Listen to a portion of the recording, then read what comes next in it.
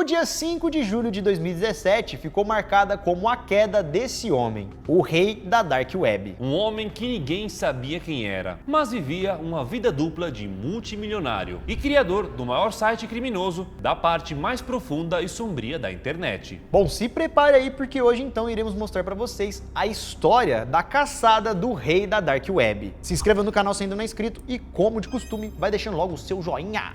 E agora, bora pro vídeo. Puxa a vinheta.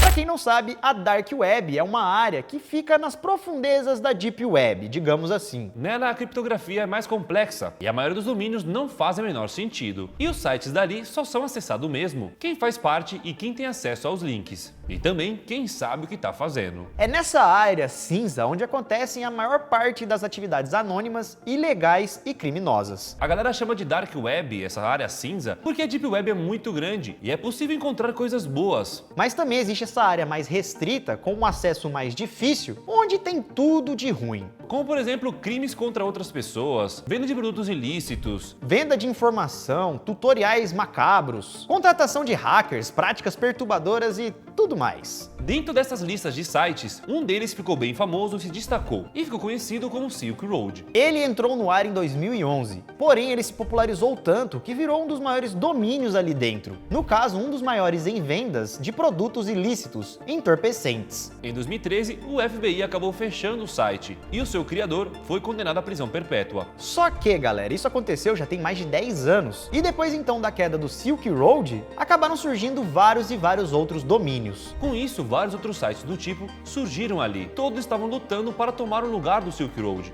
Inclusive, até mesmo surgiu um Silk Road 2.0, que durou um ano. E na criação então de vários sites, foi aí que surgiu o Alphabay. Foi nesse site que eu comprei uma das caixas da Deep Web. Chegou? Não chegou não. Chegou para o galpão. Em junho de 2014, um usuário chamado Alpha02 começou a desenvolver o projeto Alphabay. 5 meses depois, a plataforma estava no ar. Inicialmente eram apenas vendidas algumas informações sigilosas das pessoas. Mas como muitas pessoas estavam acessando o site, rapidamente começou a vender outros tipos de produtos e serviços. Documentos falsificados, produtos contrabandeados, vírus, malware, ferramentas para hackers, outras coisas fora da internet como armas químicas, armas de fogo. E segundo os investigadores, o site também era utilizado para lavar dinheiro. Lá a galera tinha de tudo, mas algumas coisas eram proibidas, como, por exemplo, coisas relacionadas a crianças, coisas também explícitas de violência, e até mesmo qualquer informação sobre a Rússia não era permitida ali no site. E em pouco tempo, a Alphabay se tornou a maior plataforma clandestina da web. E o site funcionava como qualquer outro site de compra e venda, tinha vendedores, tinha compradores. Então, por exemplo, você podia se cadastrar e vender os seus serviços, entendeu? E outra pessoa de outro lugar do mundo comprava de você.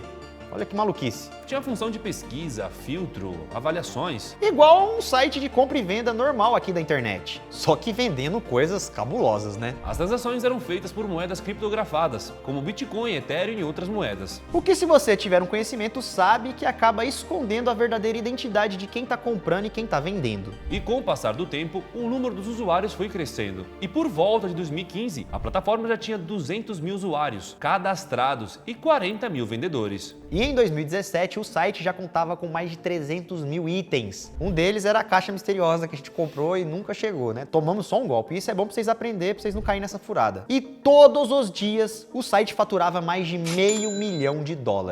E cada transação feita, o site Alphabay ganhava um pouquinho do dinheiro, entre 2% e 4%. Então, o criador da plataforma, o Alpha2, nessa altura do campeonato já estava multimilionário. Tá, mas a grande questão é, quem era esse Alpha2? Quem era o criador por trás dessa plataforma, que estava dominando esse império de vendas? Um império de vendas sombrio.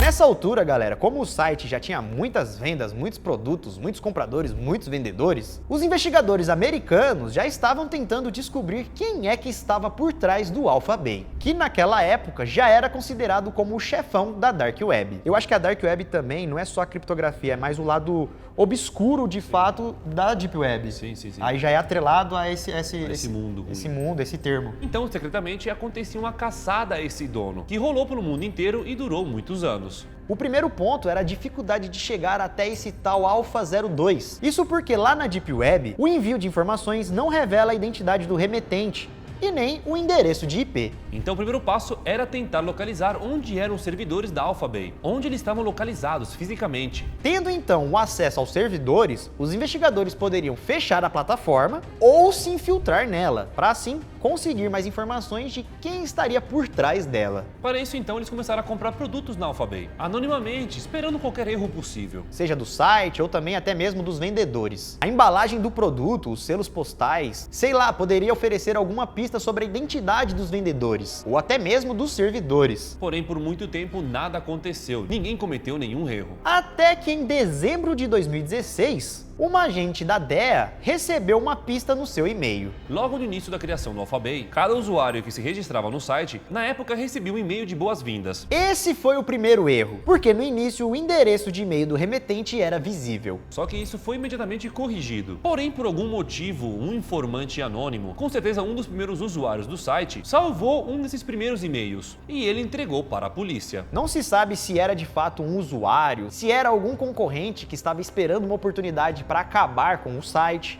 Isso a gente não sabe. O que eu sei é que esse informante anônimo salvou esse e-mail e em dezembro de 2016 mandou para o departamento da polícia. E foi aí que descobriram que o e-mail remetente do Alphabay era esse daqui, pimpalex91. E esse e-mail foi usado no Alphabay até final de 2014. Vixe Maria, hein? Não foi muito difícil não. Na verdade foi difícil, porque os caras não conseguiram nada. Alguém teve que do nada falar assim, olha aqui ó, vou ajudar vocês. E através então desse e-mail, vasculhando, investigando e tudo mais, os investigadores encontraram fotos de 2008 e 2009 de um tal de Alex. De acordo com o perfil encontrado, nas fotos ele tinha 17 anos e o perfil também dizia sua terra natal, Trois-Rivières, que fica em Quebec, no Canadá. Os investigadores então concluíram que o 91 que estava ali no e-mail poderia ser o ano de seu nascimento. Então, quando ele criou o Alphabay, ele teria ali 23 anos. Outra coisa que também foi descoberta, que o nome de usuário chamado Alpha02 apareceu em um fórum de tecnologia francês, lá em 2008. No fórum em questão, o usuário explicou como fazia para remover um vírus de uma imagem.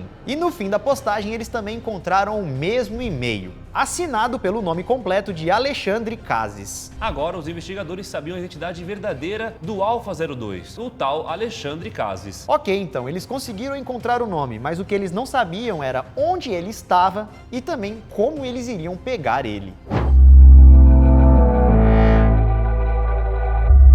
Até então, a única coisa que eles sabiam sobre o dono era o seu nome e que também ele era canadense. Depois de mais e mais investigações, as autoridades conseguiram encontrar uma conta do PayPal, que estava vinculada ao suposto Alexandre. Lá eles descobriram seu perfil pessoal e seu link no LinkedIn, que geralmente é uma conta que está vinculada ao seu trabalho e também às suas outras redes. E foi ali então que eles descobriram que ele trabalhava como designer de software freelancer. E também tinha uma própria empresa chamada EBX Technologies. E também conseguiram chegar no Facebook de Alexandre. Aí já era, né galera? Descobriram tudo da vida pessoal do cara, até mesmo que ele tinha uma noiva, que inclusive era tailandesa. Mas aí também tem que ver o que é verdade e o que não é, né? Porque às vezes pode ser um fake do cara. E por conta dessa história, então eles ligaram os pontos e achavam que Alex estava na Tailândia. Com a ajuda das autoridades tailandesas, a equipe de investigação identificou 3 propriedades de Alexandre, em Bangkok, na capital do país. Uma casa ficava em um condomínio fechado, que eles chamavam de casa segura ou apartamento de solteiro. A outra casa estava no nome da esposa, lá do outro lado da cidade, onde ele trabalhava e dormia. A terceira era uma mansão de 3 milhões de dólares, que tinha acabado de comprar e estava reformando nos arredores de Bangkok. O cara foi lá pra Tailândia pra se esconder.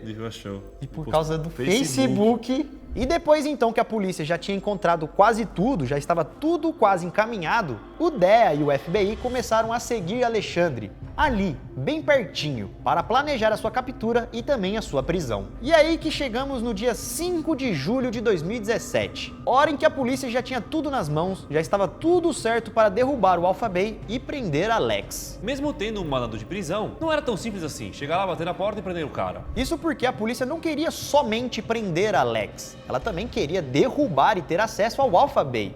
Então, se chegasse lá e simplesmente prendesse o cara, o site ainda continuaria no ar. E se Alexandre descobrisse que estava sendo investigado, ele poderia criptografar todo o seu computador, seus HDs, sendo muito difícil para as autoridades acessarem. Então, outro ponto da história era que a polícia precisava que todos os dispositivos estivessem desbloqueados quando ele fosse preso. Então, o plano era pegar Alexander desprevenido e tinha que sair desprevenido da sua casa, sem pensar, sem saber o que estava acontecendo. O plano então foi o seguinte: eles colaboraram com a polícia tailandesa e a polícia fez uma rota dentro do condomínio de Alexandre. A polícia então fingiu que errou o caminho e, ao fazer uma manobra para retornar, bateu acidentalmente no carro de Alex, que estava estacionado na garagem. O barulho e o caos atraíram Alexandre para fora da casa. Para ver o que tinha acontecido, né? Nisso então, quando ele já estava fora da casa, vários policiais foram para cima dele. E ele rapidamente tentou correr de volta para dentro de casa, talvez, né, para desligar os equipamentos ou para criptografar, apertar um botão ali. O cara não é bobo. Mas ele não conseguiu, foi dominado e preso pelos policiais. O plano então da casa deu certo. Os investigadores conseguiram prender Alexander,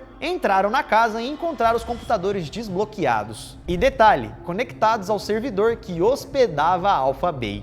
No momento, tudo estava sem criptografia e o FBI achou tudo: documentos, extratos, senhas. Tudo que era preciso para derrubar o site e condenar o seu criador. No momento em que o site foi derrubado, o site tinha 250 mil ofertas abertas, De entorpecentes, 100 mil anúncios de outros produtos ilegais. Tinha de tudo, galera. documentos falsos, bens contrabandeados, vírus e tudo mais. E ao ser pego então, Alexander teve que responder pela acusação de 16 crimes. Conspiração para distribuir entorpecentes, roubo de identidade, fraude e lavagem de dinheiro. Entre vários e vários outros crimes. A polícia também abriu um processo para apreender todos os bens dele e também da sua esposa. Bens que estavam espalhados pela Tailândia, Chipre, Liechtenstein, Antígua e Barbuda. E entre os bens estavam carros de luxos, casas, até mesmo hotéis na Tailândia. Sem contar também de milhões de dólares em criptomoedas. No total, a polícia conseguiu encontrar um dinheiro referente a 23 milhões de dólares. Com certeza deve ter muito mais dinheiro espalhado por aí. Enquanto Alexander estava sob custódia na Tailândia,